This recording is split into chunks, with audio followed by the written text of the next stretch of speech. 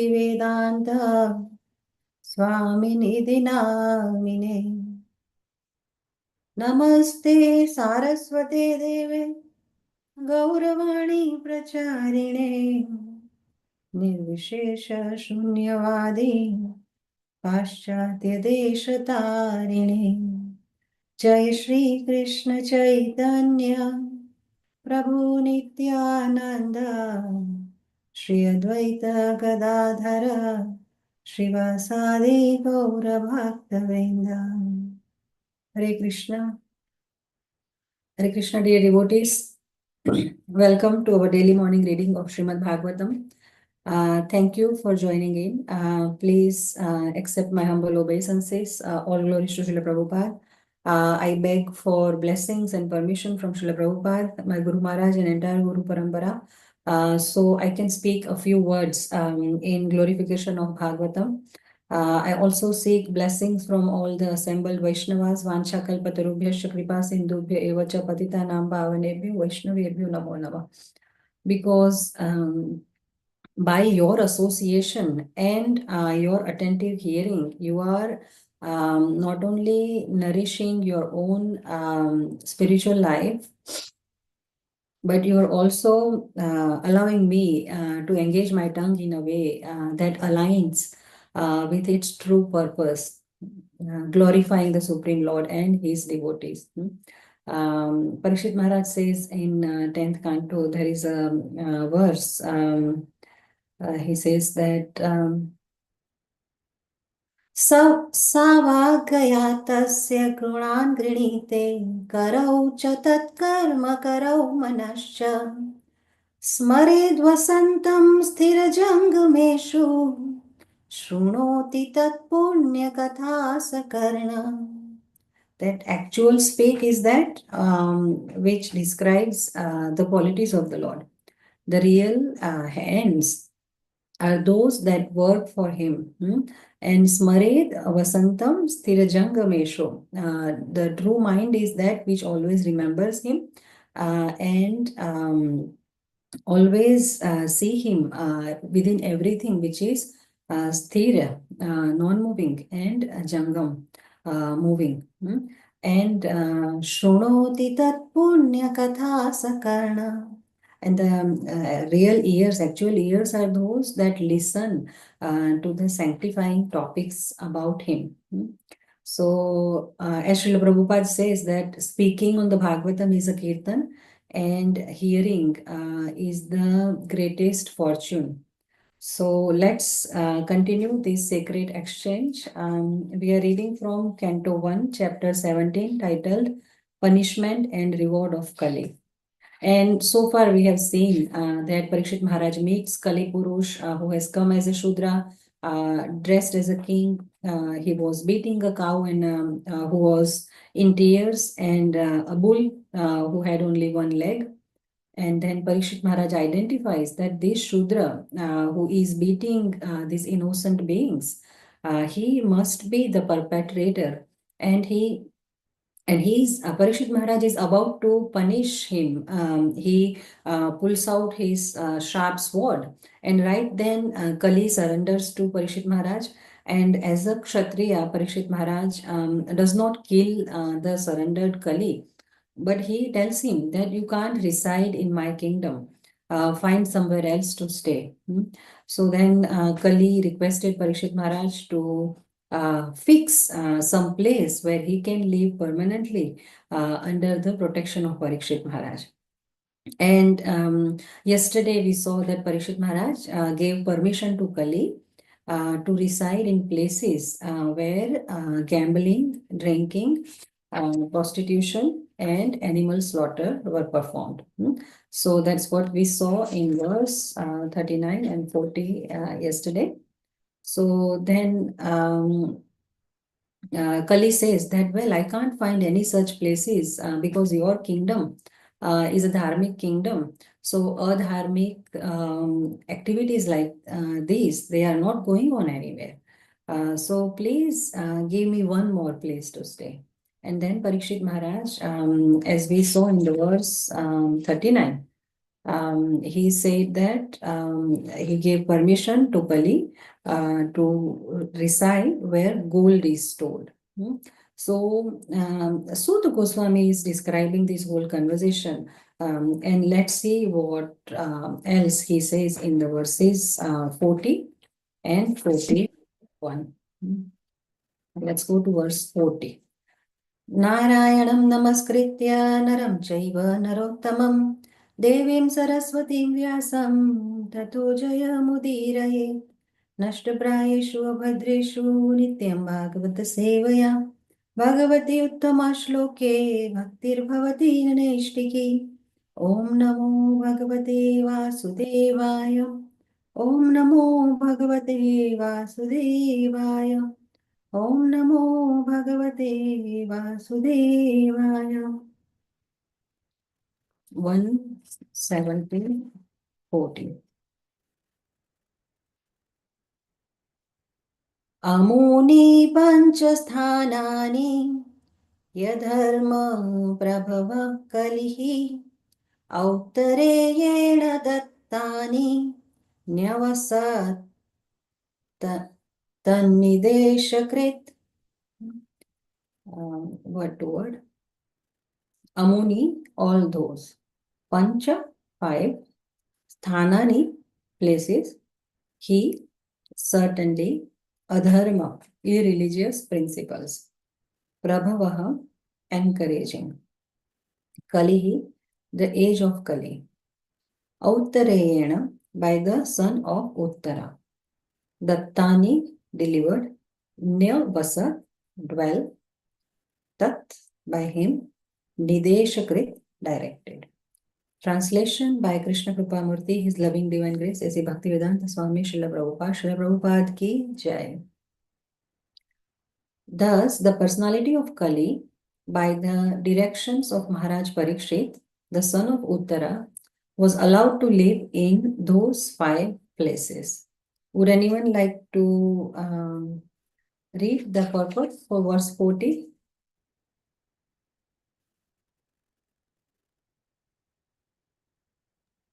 Hare Krishna, Mataji. Thus, the age of Kali began with gold standardization, and therefore falsity, intoxication, animal slaughter, and prostitution are rampant all over the world. And the saner section is eager to drive out corruption. The counteracting process is suggested above, and everyone can take advantage of this suggestion. Thank you, Mataji. Thank you so much, Prabhu.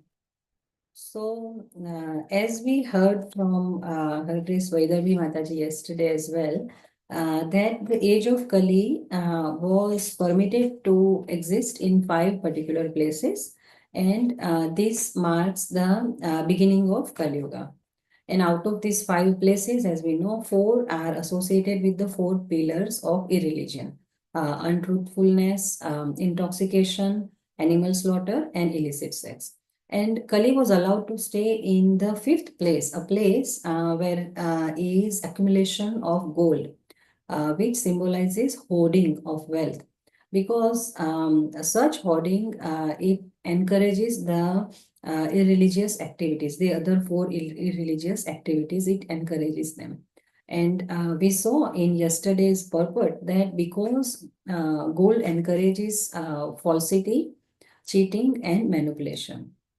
And how, because anyone can earn livelihood enough for survival by honest means, but to be able to hoard wealth and have enough wealth so that one can store gold, one may need to use dishonest means like not speaking truth, cheating, or manipulation.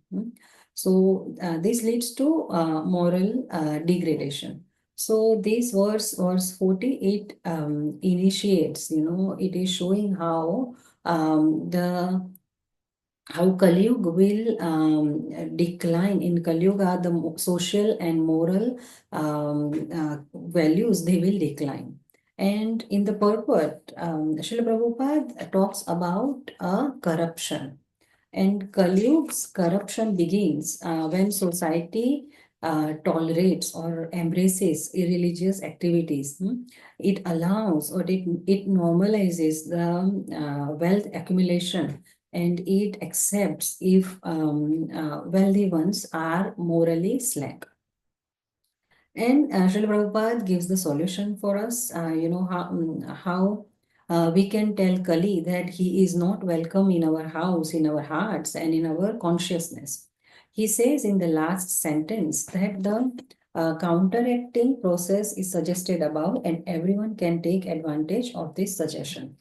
So, in many previous purports of this chapter, Srila Prabhupada has already given us the counteracting measures for not allowing Kali to dwell in our heart and in our homes. And in so many classes, we have repeatedly heard comments on them. So, in simple words, by avoiding to engage with these irreligious activities, we can we can drive Kali out of our life. And let's see what Sutta Goswami says further in the verse 41.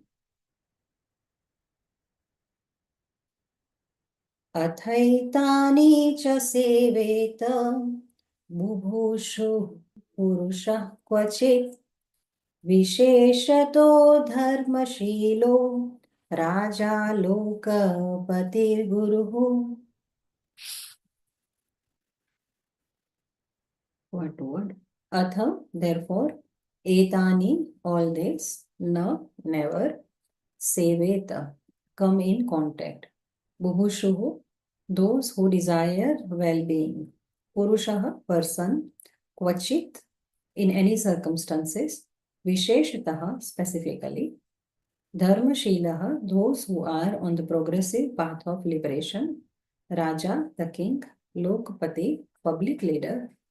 Guru, the Brahmanas and the Sannyasis.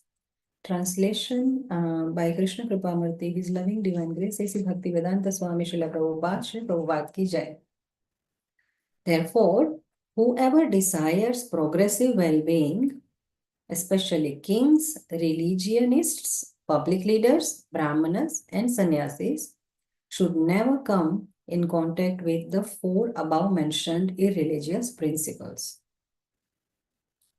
So Sutta Goswami is saying that dharmashil people, those who want their own true well-being, especially leaders like kings, brahmanas, sannyasis, and public figures, they must strictly avoid association with the 5 irreligious activities allowed for Kali. So let's read the purport what Srila Prabhupada says on this shloka. Would anyone like to read the purport for verse 41?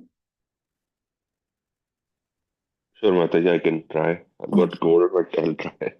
Yes, Um, the Brahmanas, Hare Krishna. Offered by Srila Prabhupada ki Jai. The Brahmanas are the religious preceptors for all other castes, and the sannyasis are the spiritual masters for all the castes and orders of society. So also are the king and the public leaders who are responsible for the material welfare of all people. The progressive religionists and those who are responsible human beings, or those who do not want to spoil their valuable human lives, should refrain from all the principles of irreligiosity, especially illicit connection with women. If a Brahmana is not truthful, all his claims as a Brahmana at once become null and void. If a sannyasi is illicitly connected with women, all his claims as a sannyasi at once become false. Similarly, if the king and the public leader are unnecessarily proud or habituated to drinking and smoking, certainly they become disqualified to discharge public welfare activities. Truthfulness is the basic principle for all religions. The 4 leaders of the human society, namely the sannyasis, the brahmana, the king, and the public leader, must be tested crucially by their character and qualification before one can be accepted as a spiritual or material master of society. he must be tested by the above mentioned criteria of character. Such public leaders may be less qualified in academic qualifications, but it is necessary primarily that they be free from the contamination of the four disqualifications, namely gambling, drinking, prostitution, and animal slaughter. Thank you, Mataji. Thank you so much, Prabhu. So Srila Prabhupada is saying in this purport that, this statement is like the heart of the shloka and the purport. He says that the progressive religionists and those who are responsible human beings, or those who do not want to spoil their valuable human lives, should refrain from all the principles of irreligiosity. And the verse particularly talks about Raja Lokapati Guruhum.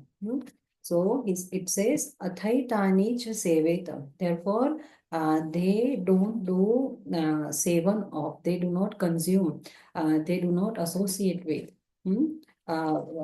Bubushu Purusha Pachi.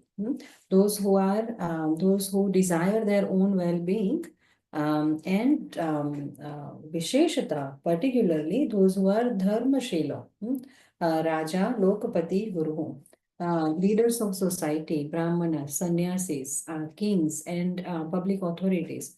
They must set a moral example by avoiding the irreligious activities. So that's what our verse says. And Srila Prabhupada says that even if the leaders lack learning or eloquence, if they are less qualified academically, that's okay. But as long as they are morally upright, they can be a leader. So the character of such leaders must be scrutinized by not their academic qualifications, but by their personal behavior.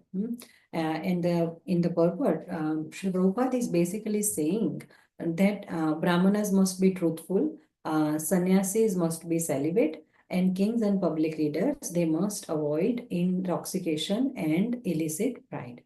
So, in the age of Kali, often the external markers they eclipse the internal qualification. If one is dressed like a Brahman, they wear a sacred thread, they can chant some mantras, and then they are considered a Brahman. If someone is just wearing orange robes or keeping long hair and long white beard, then he is considered a sannyasi or a guru. But scriptures, Srimad Bhagavatam, Srila Prabhupada, they tell us what the real qualification should be. Srila Prabhupada is giving a serious warning in the purport. He says, if a Brahman is not truthful, all his claims as a Brahman at once become null and void. So a Brahman is expected to be the teacher of dharma for the rest of the society. In one of the purports, Srila Prabhupada writes that if the head of the body is cracked, the whole body is just finished. So Brahmanas are said to be the head of society. So if Brahmanas are not truthful, if a Brahman lies or deceives, or he twists what scriptures say for his own benefit, then his words lose potency. And this leads to the degradation of scriptural teachings, because then people will begin to not trust even the genuine instructions. When Brahmanas are truthful, untruthful, or corrupt, then dharma basically collapses. And sannyasis. Srila Prabhupada says that even Lord Chaitanya, who is Krishna himself, because he became a sannyasi, then he would never be alone with a woman, not even to instruct her. And what's the third one? Visheshato Dharmashilo Raja Lokapati Guru. Yes, Raja. Sri Prabhupada is writing in the purport that if the king and the public leader are unnecessarily proud or habituated to drinking and smoking, certainly they become unqualified to discharge public welfare activities. So, succumbing to alcohol is seen as a sign of weakness. Particularly, it is a weakness of character and mind. A human is meant to have control over the senses. When someone is controlled by intoxication, especially alcohol, then it means that their senses have overpowered their intelligence, which is a weakness. So people often drink um, uh, to escape the reality. Um, or escape the failure or sadness or stress. But in Krishna consciousness, the real strength is to face the difficulties with faith and surrender to the Lord, and not to run away from them through intoxication. So, a sober person, a dhira, is supposed to be able to tolerate the demands of the senses. Updeshamrit, Shloka 1, it says, Vacho vegam manasa krodha vegam jihva vegam udarapastha vegam etan vegan yo vishahet dhiraha sarvam apimam prithvim sasashyat. So Srila Prabhupada called alcohol a poison. In one lecture, he said that intoxication means voluntarily drinking poison, and a sane man never takes poison. The poison of alcohol, it destroys your intelligence, and it makes us forget our duties and it makes us behave sinfully. So the real strength is the ability to see no temptation and say yes to dharma. Say yes to waking up early, do Manglarti or attend Manglarti, chant 16 rounds, attend Srimad Bhagavatam class. So those who give in to drinking, they are spiritually compromised, and they are vulnerable for further degradation of their character. And such people cannot think clearly, even for themselves, what is good for them. So then, if such a person is a king, then he cannot protect the interest of the people. And as Bhagavad Gita 3.21 says, Yad yad acharati shreshthas tattad evetaro janaha sayat pramanam kurute lokas tad anuvartate. Whatever a leader does, whatever standards he sets, common men will follow. So a drunkard king will only inspire more intoxication in his kingdom.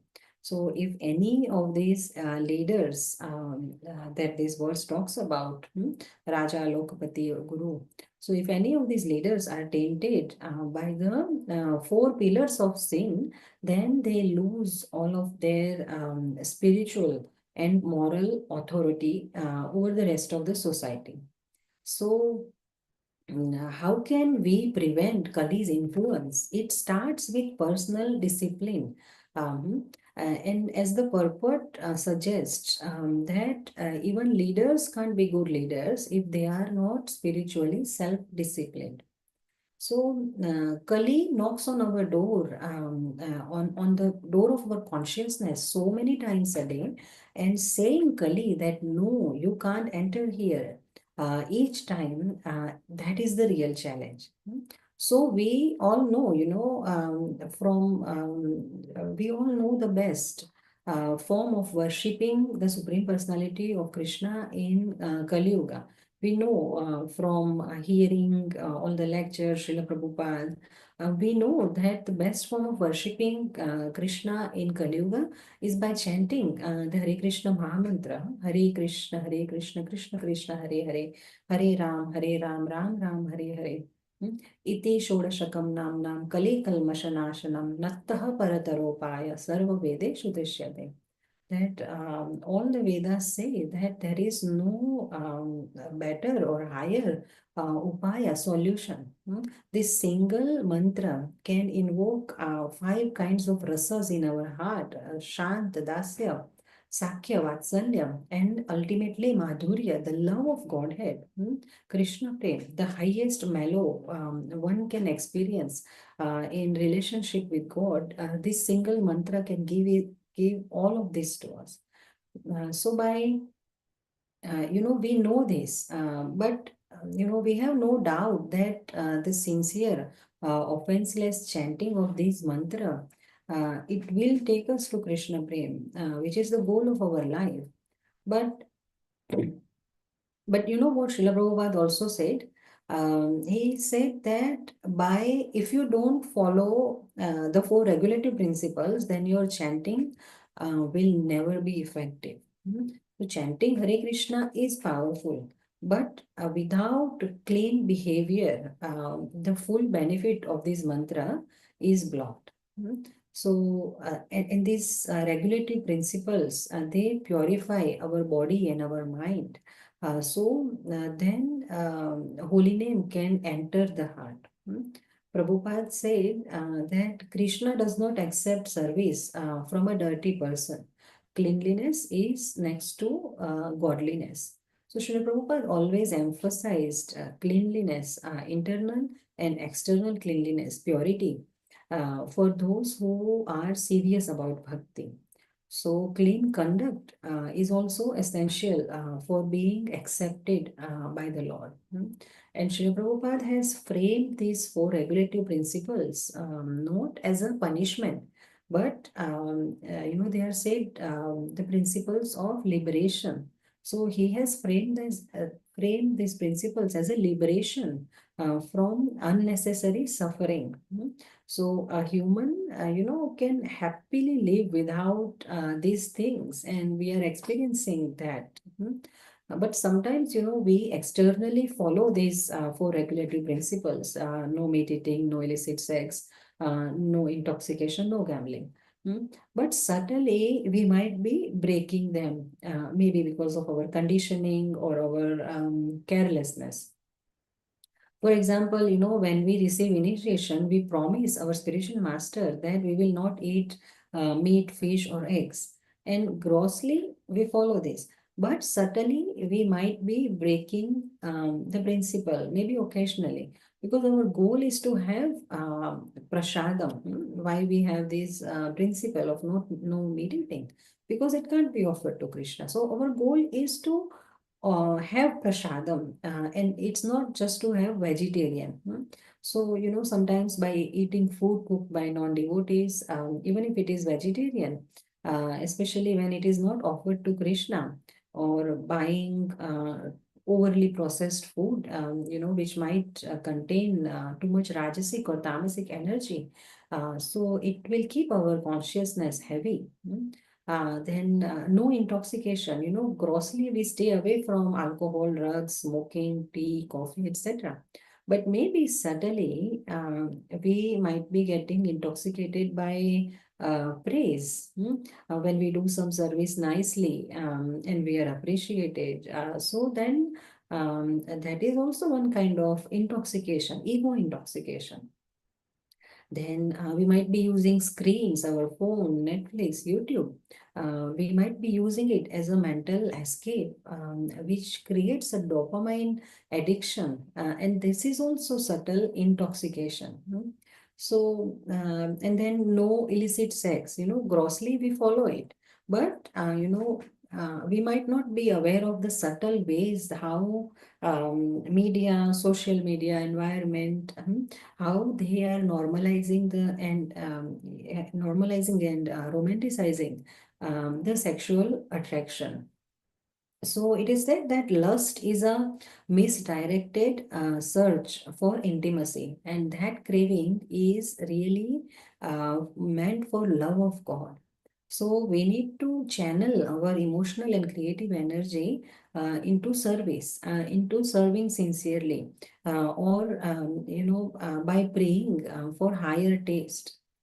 Then no gambling, grossly we follow it. We don't do casinos, games, online betting, or lottery tickets. But certainly we might be indulging in speculative behavior.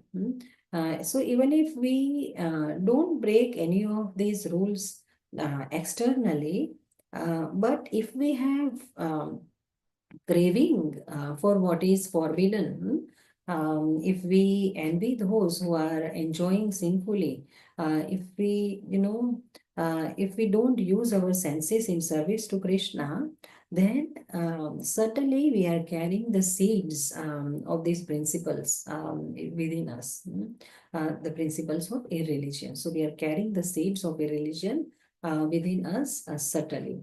Mm. And in the, we mentioned the Upadeshamrita, Nectar of Instruction, Shloka 1. So in the purport for that shloka, Srila Prabhupada writes that austerity means not only refraining from acting on these urges, but not even mentally indulging in them. And this is the true test of our restraint and our self-control. We think that we are not following no gambling, but isn't the biggest gamble having this human life and then having this philosophy and then not making it to the finish line, the perfection of human life, the love of Godhead? Isn't that the biggest gamble? And in many places, Prabhupada compares this human life like a boat, which is a rare opportunity. And Guru is our captain, and the scriptures are the favorable wind. So Srila Prabhupada gives this analogy. So to not take advantage of this whole setup of Krishna, is, Srila Prabhupada says, it is a suicidal policy. Yeah, human life is very rare. We hear again and again in Bhagavatam that Manushya Janma is Durlabh, Sudurlabha. In one of the shloka, it says, Labdva Sudurlabhamidam Bahu Sambhavante Manusyamarthamadam Nityapi Manuष्यमर्थदमनीत्यमपि हधीरा Turanam yateta patedanumrutyu yavan Nishreyasaya vishaya Khalu sarvatasya. This human birth is very rare, and it comes after Bahu Sambhavante, after many lifetimes. And we know it should not be wasted. Every moment spent in forgetfulness of Krishna is like gambling our good fortune, because who knows when death will call us. His Holiness Gopal Krishna Goswami Maharaj, he never used to sleep in the afternoon. His schedule was so busy. His day used to start so early. And he was so aged. So sometimes his servants would tell him that, Maharaj, please have little rest in the afternoon, even maybe 10 minutes. And then Maharaj would say that, no, sleep means going away from Krishna. And he would just, just sit in his bed and do the work, respond to emails or dictate some letters in response, something like that. But he would not even lie down. And, Prabhupada has said that don't waste even a single moment without thinking about Krishna. So yes, to neglect Krishna consciousness even for a minute of our day is like winning the lottery and then burning the ticket. Even before we cash the lottery ticket, it's like we have burned the ticket. So the greatest tragedy for a Krishna conscious person is not old age or disease or some kind of disability. But the greatest tragedy is forgetting Krishna and missing the goal of life, missing the bus. So, Srila Prabhupada often said that this Krishna consciousness movement is so simple, but because it is so simple, people might miss it. So, chant Hare Krishna, take prasadam, avoid the four sinful activities, and be happy. That was Srila Prabhupada's basic instruction. It's very simple, chant Hare Krishna, but it is very difficult to chant sincerely. Chaitanya Mahaprabhu has made it very simple. Nam Nam Akari Bahudha Nija Sarva Shakti. All the potency he has put in the holy name. But just the sincere chanting of the name, that is enough for purifying our heart and reveal the love of Godhead to us. So we don't need to complicate what Krishna has already made so simple, because otherwise we will miss the diamond while we are searching for the glitter. So Prabhupada has said that our process is very simple. We don't try to become big philosophers, but we just try to become humble servant of the servant of the servant. So, even when, sometimes when devotees wrote long letters to Prabhupada asking for philosophical questions, Prabhupada will satisfy their curiosity, but in the end, Prabhupada would always write, just chant sincerely and everything will be revealed by Krishna in your heart. So, in our purpose, Srila Prabhupada is saying that such public leaders may be less qualified in academic qualifications, but it is necessary primarily that they be free from the condemnation of the four disqualifications, namely gambling, drinking, prostitution, and animal slaughter. So this is not only about kings or politicians. It applies beautifully to anyone who wants to be a sincere devotee, who can inspire others even just by their example. So what is Srila Prabhupada saying?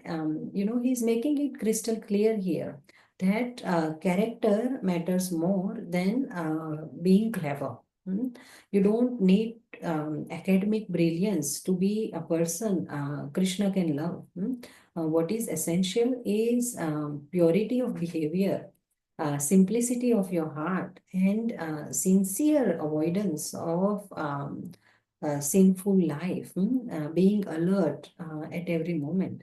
So if you are avoiding the four pillars of sin, it makes your heart a clean place, which is suitable for Krishna to sit, where Krishna feels welcome. And in the eyes of Krishna and Srila Prabhupada, a sweeper who chants sincerely and follows the four regulative principles, he is more greater than a scholar who follows, who falls into the sinful life. So I think if we start verse 42, it will be too late. It's a longer purport as well. So we'll pause here. Um, may Thank you for your enthusiastic participation, even on the weekend. And may Krishna bless all of us with firm determination uh, to try our best for sincere chanting and following the four regulative principles with firm determination in our bhakti. And may we all continue to support each other in walking the path back home, back to Godhead. If anyone has any suggestions or realizations, additions, corrections, questions, please feel free to ask or share.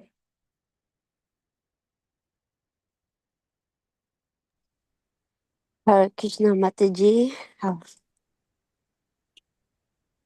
Hare Krishna, Mataji. Yeah, I just have a realization yesterday at my work Okay. because I did not drink coffee anymore since I become a participation.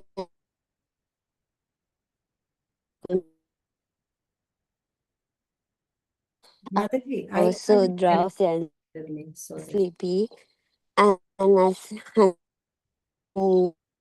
my nurse said, "Religion, I can't live without coffee." She didn't realize that she missed out, or her soul is not ready to accept about the intoxication. That's all, Mataji.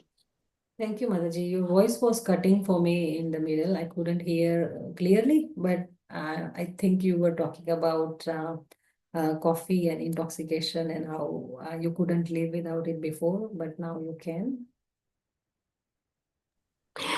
The nurse where I work was asking me to drink a coffee, because I was so sleepy, and I said I can't drink coffee anymore because it's a part of our religion that we're not drinking coffee because it's intoxication.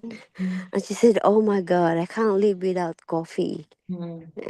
So yeah, I said I did live without coffee now for after in 2 years, and she was very shocked. She said, I'm not going into your religion." So that's all. Hare Krishna, Mataji. Thank you so much, Mataji, for sharing your realization. Anyone else?